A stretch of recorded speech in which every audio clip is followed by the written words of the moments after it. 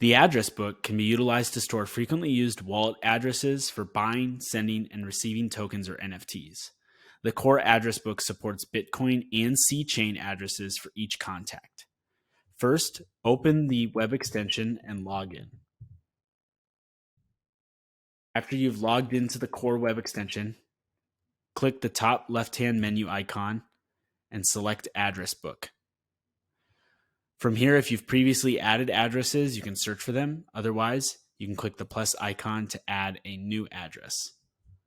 After typing in the name, you can add in the C-Chain or Bitcoin address and then click Save.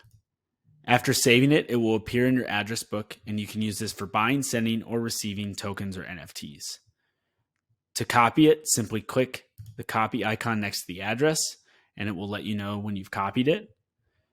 To edit or modify an address in the address book, click the name of it, and then click Edit in the top right-hand corner, and you can edit it, edit the name, or delete the contact entirely. If you have any additional questions, please reach out to support.avox.network, and an Ava Labs team member would be happy to assist you.